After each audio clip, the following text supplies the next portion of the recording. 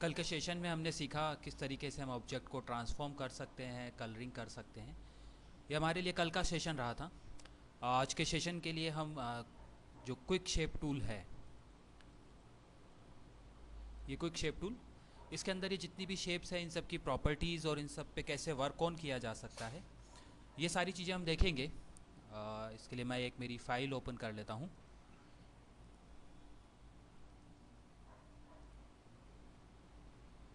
Open.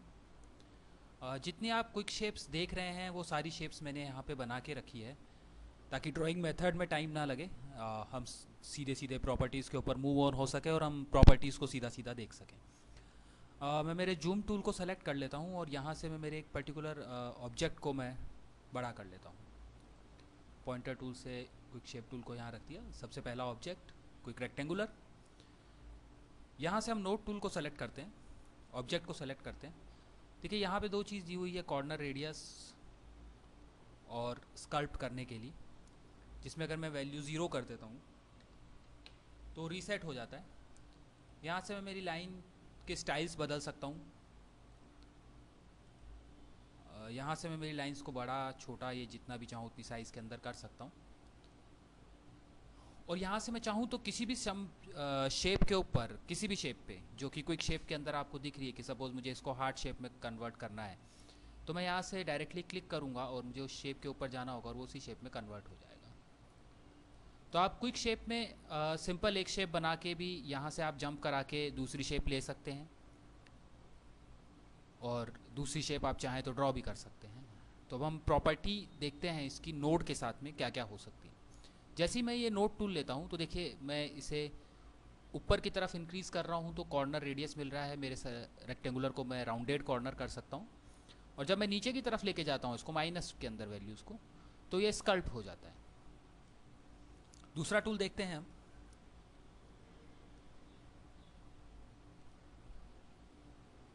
Quick ellipse. Ellipse में जैसे ही आप नोड टूल को लेते हैं, देखिए यहाँ पे आप आएंगे तो ये आपको ऐसे पाई चार्ट की तरह से मिलेगा। मतलब आप इसे पाई की तरह यूज़ कर सकते हैं, जिसके अंदर आप क्वेश्चन आंसर लिख सकते हैं। इतने लोग जानते हैं, हाँ इतने लोग जानते हैं, नहीं इतने लोग इसके बारे में पता ही नहीं है, ये सब चीज़ें। और जब आप यहाँ पे आते हैं तो आप इसके एंगल को मूव कर सकते हैं। ऑल थ्रो हम इसको ट्रांसफॉर्म के थ्रू भी ऐसे मूव करा सकते हैं, बट सॉफ्टवेयर ने अपने को ऑप्शन दिया है कि आप यहीं से एंगल मूव करा के इधर से जहाँ रखना चाहें वहाँ रख सकते हैं। आगे की क्लासेस के अंदर अपन देखेंगे पाई चार्ट वगैरह और ये सब कुछ बनाना। नेक्स्ट शेप जो अपने पास आती है वो है क्विक पॉलीकॉन। क्विक पॉलीकॉन में जैसे ही अपन यहाँ आते हैं तो सबसे पहले नंबर ऑफ़ साइड्स, हमें नंबर ऑफ़ साइड्स कितनी चाहिए हम ये डिसाइड कर सकते हैं यहाँ से आके। और दूसरा ऑप्शन अपने को जो मिलता है वो मिलता है कि जो इसका एंगल है वो किस तरफ रहेगा। अगर हमें ट्रायंगुलर लेना है तो हम सबसे कम सीरीज़ पे चले जाएंगे, नंबर ऑफ़ 3, और फिर हम जिधर भी रखना चाहें उधर रख सकते हैं। जब कल हमने नए कंट्रोल एन करके न्यू सेशन देख रहे थे तो उसमें एनिमेशन के 2 सेटअप थे, तो आप उसमें बहुत अच्छे से ये एनिमेशन कर सकते हैं। आगे की सेशंस में हम देखेंगे कि एनिमेशन कैसे किया जाता है। इसके बाद हमारे पास में 2 एरो आ रहे हैं। सबसे पहले एक क्विक एरो है और उसके बाद क्विक डबल एरो है। तो पहले फर्स्ट एरो देखते हैं। फर्स्ट एरो के अंदर ये बता रहा है कि आपका जो एरो हेड है वो कितना रहेगा, और जो दूसरा है वो आपका बता रहा है कि इसकी जो थिकनेस है ये वाली जो एरो हेड की, ये कितनी रहेगी। अभी जब अपन यहाँ आते हैं नीचे तो ये जो एरिया है, इस एरिया को अपने को छोटा करना है या बड़ा करना है, ये अपन डिफ़ाइन करा सकते हैं। नेक्स्ट जो शेप है वो एरो की ही शेप है, बट इसके अंदर हमें 2 एरो हेड मिल रहे हैं। एरो 2 अलग अलग दिशा के अंदर जा रहे हैं, ऐसा बोल सकते हैं आप। और अगेन आप यहाँ से स्लाइडर से कंट्रोल कर सकते हैं। नेक्स्ट शेप अपने को मिलेगी क्विक स्टार और डोनट की। तो अपन उन शेप्स को देख लेते हैं। जब अपन स्टार के ऊपर आते हैं तो अगेन सबसे पहले जब आप यहाँ आते हैं, स्टार में काफ़ी ऑप्शंस हैं। 4 स्लाइडर दिए हुए हैं, ऊपर भी 4 ऑप्शंस रहेंगे। सबसे पहले यहाँ से देखिए आप इसका इनर रेडियस कम कर सकते हैं और आप इनर रेडियस बढ़ा भी सकते हैं। तो एक फ्लावर की शेप आप इससे भी ले सकते हो। मैं इस वैल्यू को वापस से 0 कर देता हूँ। सॉरी, अपन थोड़ा 50% पे इसको रख लेते हैं। अभी आते हैं अपन इसके ऊपर, ये है ट्विस्ट। देखिए आप अपने स्टार को ट्विस्ट करा सकते हैं दोनों तरफ। जब अपन इस एंगल के ऊपर आते हैं तो ये इसका बाहरी एंगल जो है आउटर रेडियस जो है उसको ये बढ़ा रहा है, और यहाँ से आके हम इसके पॉइंट्स कम ज़्यादा कर सकते हैं।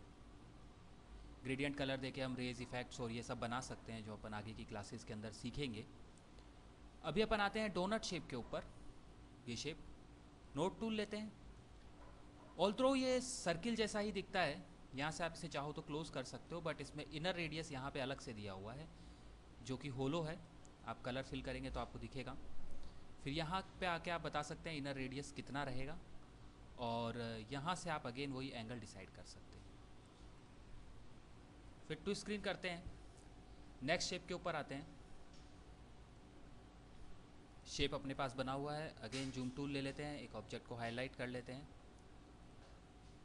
2 स्लाइडर, एक स्लाइडर से आप इसको इन वैल्यूज़ में मूव कर सकते हैं, और दूसरे स्लाइडर में आप इसको इस तरीके से मूव कर सकते हैं। नेक्स्ट शेप के ऊपर आते हैं अपन, क्विक शेप के अंदर ही, और जब अपन यहाँ पे देखते हैं तो देखो आप इसमें जो ऊपर वाली लाइन है आप उसको थोड़ा मॉर्फ शेप करके अलग अलग टाइप से बना सकते हैं। नेक्स्ट शेप बहुत ही ईजी शेप है, हार्ट शेप दी हुई है, क्विक हार्ट नाम है इसका। ज़्यादा ऑप्शन नहीं है, आप इसे थोड़ा ऊपर कर सकते हैं, नीचे लेके जा सकते हैं। नेक्स्ट शेप पे आते हैं, जो कि आपको स्पाइरल जैसा शेप दिख रहा है। ये क्विक शेप में इस जगह पे है स्पाइरल।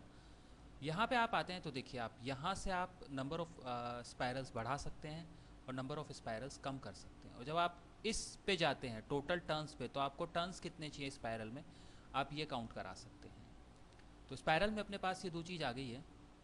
यहाँ से आप नंबर ऑफ़ आर्म्स बढ़ाइए, और यहाँ से आप नंबर ऑफ़ स्पाइरल अपने को कितना करना है वो हम कर सकते हैं। डी शेप से लेके चालू कर रहा है। नेक्स्ट क्विक शेप पे आते हैं, तो फ्लावर शेप है अपने पास, बना बनाया फ्लावर है। यहाँ पे क्विक पेटल नाम है, आप इसे फ्लावर ही मान लीजिए। सबसे पहले देखिए कि आपको फ्लावर अंदर से कैसा चाहिए। फिर सेकंड इसमें देख लेते हैं, ये इसकी इनर विड्थ है, जो फ्लावर की पत्तियाँ हैं वो यहाँ से पतली हो रही हैं। जब अपन यहाँ पे जाते हैं तो यहाँ से फ्लावर कैसा दिखेगा, और जब अपन यहाँ पे आते हैं तो फ्लावर्स के अंदर कितनी पत्तियाँ होंगी अपन ये देख सकते हैं। आइए नेक्स्ट शेप पे जंप करते हैं। यह है जिगजैग और इसके बाद वेव, दोनों अच्छी शेप्स हैं। सबसे पहले जिगजैग को एक्सप्लोर करते हैं। जिगजैग में यहाँ पे है कि आपको इसे टॉप से जिगजैग करना है या नहीं करना, और दूसरी तरफ आपको मिलता है कि आप इसे बॉटम से जिगजैग करना चाहते हैं या नहीं करना चाहते, और यहाँ पे आपको नंबर ऑफ़ जिगजैग्स मिल रहे हैं। बैनर शेप और इस तरीके की शेप बनाने के लिए बड़ा ही आसान सा तरीका है, आप इसको यहाँ से ले लें और इस तरीके से कुछ कर लें। सेम इसी तरीके से आपको वेव मिल रहा है। वेव के अंदर वेव के ऑप्शन है, सेम ऑप्शंस। अगर आप चाहें तो इसे ऊपर की तरफ से वेव करें या नहीं करें, और चाहें तो आप इसे थोड़ा जूम कम करते हैं, हम चाहें तो आप इसे यहाँ से वेव कर लें। इसके बाद ये स्लाइडर बता रहा है कि आपको वेव्स कितने चाहिए। चलिए अब आते हैं अपन वापस एक अलग ऑब्जेक्ट के ऊपर, क्लॉक क्विक शेप के अंदर। आप ये नहीं कह सकते कि डायनेमिक क्लॉक है, क्योंकि ग्राफिक का सॉफ्टवेयर है तो डायनेमिक कुछ होगा ही नहीं, पर फिर भी आप जितना भी समय चाहते हैं कि आपकी घड़ी में दिखे वो आप बता सकते हैं कि इतना समय हुआ होना चाहिए। तो ये एक क्लॉक का आपके पास में अच्छा ऑप्शन है। नेक्स्ट शेप पे आप मूव करते हैं तो स्माइलीज आइकन की जो शेप है वो आपको दिख रही है। ये रहा फेस, यहाँ पे इन्होंने नाम रखा हुआ है इसका, क्विक फेस। और जब अपन यहाँ पे आते हैं नोड टूल के ऊपर, तो हम सिर्फ जो ये स्माइल आइकन है हम इसको चेंज कर सकते हैं, हैप्पीनेस इसकी कम ज़्यादा कर सकते हैं। चलिए नेक्स्ट ऑब्जेक्ट के ऊपर मूव करते हैं या नेक्स्ट टूल के ऊपर मूव करते हैं। यह है ग्रिड। आप इसे किसी भी तरीके से टेबल से कंपेयर मत करिए, क्योंकि ये टेबल नहीं है। नंबर ऑफ़ रोज़ आप बढ़ा सकते हैं, नंबर ऑफ़ कॉलम्स आप बढ़ा सकते हैं। मैथ्स की अगर आपको कॉपी या रजिस्टर प्रिंट करना हो तो उसके लिए बहुत अच्छा ऑप्शन है। नेक्स्ट ऑब्जेक्ट पे हम लोग मूव करते हैं। नेक्स्ट ऑब्जेक्ट कॉम्ब, जैसा ऑब्जेक्ट बोल रहा है वैसा ही ये दिख रहा है, ये देखिए यहाँ पे। और यहाँ से आप इनको कम और ज़्यादा कर सकते हैं, हाइट, और यहाँ से आप नंबर ऑफ़ कॉम्ब्स बढ़ा सकते हैं। चलिए नेक्स्ट ऑब्जेक्ट पे अपन मूव होते हैं। ग्रिल नेक्स्ट ऑब्जेक्ट का नाम है। यहाँ से आप सभी ऑब्जेक्ट्स के नाम चेक कर सकते हैं। यहाँ पे आप आते हैं तो सबसे पहले ये नंबर ऑफ़ ग्रिल्स आपको कितनी चाहिए, और यहाँ पे आप आते हैं तो आपको ग्रिल्स की साइज़ और वो कंट्रोल कर सकते हैं। आगे एक फ़िज़िक्स का ऑब्जेक्ट है जिससे कि आप यहाँ पे वैल्यूज़ बढ़ा सकते हैं और लेवल कितना आपको दिखाना है इसका आप ये दिखा सकते हैं। नेक्स्ट शेप पे अपन आते हैं तो एक 3D शेप है जो कि सिलेंड्रिकल शेप लिया हुआ है और आप सिलेंडर को कंट्रोल कर सकते हैं बहुत इजी तरीके से। क्विक शेप थोड़े ज़्यादा हो गए हैं इसलिए हमें टाइम थोड़ा ज़्यादा लगेगा, पर कोई बात नहीं, हम लोग अगले ऑब्जेक्ट पे मूव होते हैं, क्यूब, जहाँ पे आप इसकी हाइट इस तरीके से कंट्रोल कर सकते हैं। नेक्स्ट ऑब्जेक्ट पे आते हैं तो अपने नेक्स्ट ऑब्जेक्ट दो मिलते हैं। स्पीच बबल ये ऑब्जेक्ट हैं, आप यहाँ से बता सकते हैं कि इसे किस तरफ रखना है, और सेम ऐसा ही एक ये ऑब्जेक्ट है जिससे कि आप बता सकते हैं कि इस बबल को अंदर आपको क्लाउड्स कितने चाहिए, और अगेन ये छोटे बबल्स आपको किस तरफ चाहिए। नेक्स्ट ऑब्जेक्ट अगेन क्लाउड का ही है, यहाँ पे सिंपल क्लाउड जिसमें कोई स्पीच बबल और वो सब नहीं दिए हैं, और आप नंबर ऑफ़ क्लाउड्स यहाँ से बढ़ा सकते हैं। इसके बाद जब आप आते हैं तो आपको एक एंगल शेप मिल रहा है। एंगल शेप इस तरीके का शेप जो आपको यहाँ पे दिखा रहा है, ये क्विक कॉर्नर। यहाँ पे आप देखिए इस तरफ से आप नीचे का जो रेडियस है वो डिफ़ाइन करा पा रहे हैं, यहाँ से आप ऊपर का रेडियस डिफ़ाइन करा पा रहे हैं, और इस जगह से अगर आप देखते हैं तो कॉर्नर कितना होना चाहिए, यहाँ पे जो ये बैंड आ रहा है, ये बैंड एक्चुअल में कितना आना चाहिए, इस बैंड को हम यहाँ से कंट्रोल करा सकते हैं। नेक्स्ट ऑब्जेक्ट टी शेप का है, जैसा आपको यहाँ पे दिख रहा है क्विक शेप के अंदर टी। सेम वैसा ही देखिए, आप टी को सबसे पहले आप यहाँ पे कितना लेके आना चाहते हैं या ऊपर कितना लेके आना चाहते हैं, उसके बाद ये टी की विड्थ आप कितनी रखना चाहते हैं, और फिर यहाँ पे आप आते हैं तो ये कॉर्नर कितना रखना चाहते हैं। इजी वे में एक ऐसा बैनर वैनर हम बहुत अच्छे से बना सकते हैं। नेक्स्ट जो आता है अपने पास ऑब्जेक्ट वो है क्रॉस। क्रॉस से बेसिकली प्लस साइन नहीं है, क्योंकि ये यहाँ से देखिए जो कॉर्नर है इसका वो राउंडेड हो रहा है, तो हम चाहें तो इसे प्लस साइन में कन्वर्ट कर सकते हैं। उसके लिए हमें जो इसका कॉर्नर यहाँ पे आके हम इसके कॉर्नर्स को बंद कर दें तो हम प्लस साइन में कर सकते हैं, और ना ही अपने पास ऐसा ऑब्जेक्ट है। यहाँ से आप आओगे तो इस तरफ की विड्थ आप बढ़ा सकते हो, और यहाँ से अगर आप देखोगे तो आप इसको ऐसा कर सकते हो। स्कल्प कॉर्नर जो अब हमने क्यूब के साथ में पढ़ा था, तो हम उससे भी इस तरीके की कुछ चीज़ बना सकते हैं। आइए अगली शेप के ऊपर आते हैं। अगली शेप जो है वो मून की शेप है। ये मून शेप है, मून आपको बना हुआ मिला है, अगर आप ऐसे पूरा करते हैं तो फुल मून बन जाएगा, और बाकी आप जितना मून चाहते हैं आप उतना मून बना सकते हैं। चाहें तो आप अमावस का एनिमेशन भी बना सकते हैं कि पूरा चांद दिख रहा और धीरे धीरे धीरे धीरे धीरे कम हो रहा है। अगला ऑब्जेक्ट जो है उसे आप पानी की बूंद बोल सकते हैं। वैसे यहाँ पे ऑब्जेक्ट का नाम टीयर दिया हुआ है। अब देखिए आप इसको किस तरफ से लेके आना चाहते हैं वो अपनी इच्छा पे है। बाकी सारे कंट्रोल्स जो हैं वो अपने को इस जगह पे मिल जाते हैं, तो अपन इसे छोटा बड़ा रोटेट और ये सब चीज़ें हम यहाँ से भी कर सकते हैं। नेक्स्ट ऑब्जेक्ट पे मूव होते हैं। एक वेब का आइकन दिया हुआ है, इसके अंदर आप थोड़ा बहुत कंट्रोल कर सकते हो वेब के आइकन को। यहाँ से आप आके वेब की शेप कितनी चाहिए वो कंट्रोल कर सकते हैं। यहाँ से आप आते हैं तो वेब को टिल्ट कर सकते हैं, और आप यहाँ पे आते हैं तो आप वेब बढ़ा सकते हैं। चलिए आज के लास्ट ऑब्जेक्ट पे मूव होते हैं। कॉग नाम है आज के लास्ट ऑब्जेक्ट का, क्विक कॉग। अगेन आप नोट टूल लेते हैं तो यहाँ से आप गियर्स की तरह दिखने वाले ऑब्जेक्ट की चीज़ें बढ़ा सकते हैं।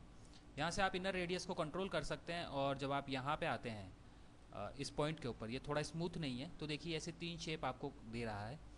ये स्लाइडर हल्का सा स्मूथ नहीं है, बाकी स्लाइडर सभी स्मूथली वर्क करते हैं, तो आप देख सकते हैं। आज की क्लास के लिए इतना ही। हम फिर टू स्क्रीन करते हैं इसको। और आज हमने क्विक शेप्स सीखी कि हम क्विक शेप्स पे किस तरीके से काम कर सकते हैं। कल हम आगे नए टूल्स पढ़ेंगे। उससे पहले एक बार हम इस प्रॉपर्टी पैनल को देखेंगे कि ये प्रॉपर्टी पैनल क्या कर सकता है, और फिर उसके बाद हम आगे टूल्स देखते हैं कि क्या क्या हो सकता है। आज की क्लास के लिए थैंक्स।